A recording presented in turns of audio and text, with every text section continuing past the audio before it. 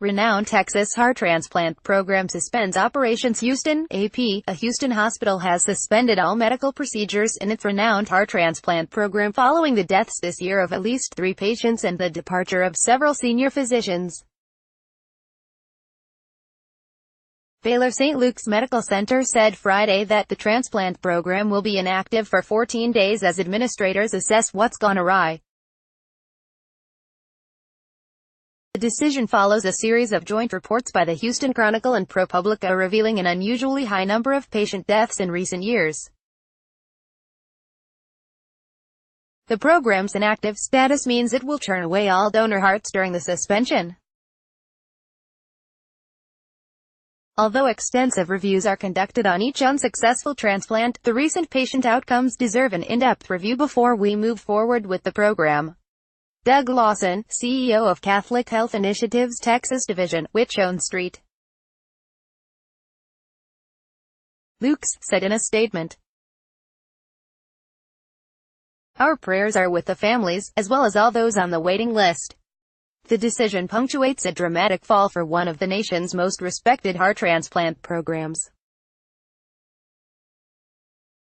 It was at St. Luke's that famed surgeon Denton Cooley performed some of the world's first heart transplants back in the 1960s. But staffers have recently raised concerns to hospital leaders about the program's direction under drive. Jeffrey Morgan, its surgical director since 2016, according to the Chronicle and ProPublica. Morgan did not respond to requests for comment. Some Street. Luke's cardiologists grew so troubled by the program's direction in 2016 that they referred some patients to other hospitals for transplants. Officials at St. Luke's and its affiliated Baylor College of Medicine have defended the program for weeks, saying they made improvements after a string of patient deaths in 2015. Officials said the program's one-year survival rate after heart transplants had reached 94% in 2016 and 2017. But of 9 patients who received heart transplants at St.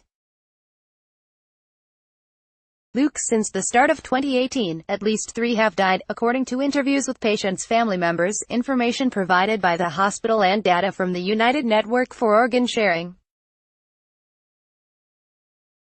James Lee Lewis, a 52-year-old pipe fitter from Bay City, Texas, received a transplant on Jan. 2 operating room equipment malfunctioned during surgery, and the donor heart failed. He died nearly 3 months later after undergoing more than a dozen operations and suffering numerous complications. His wife, Jennifer, chronicled her husband's transplant and drawn-out death on Facebook. "I'm glad they're doing something," she said Friday. "That was my hope in speaking out and telling Lee's story." Information from Houston Chronicle, http://www.houstonchronicle.com. Copyright 2018 The Associated Press.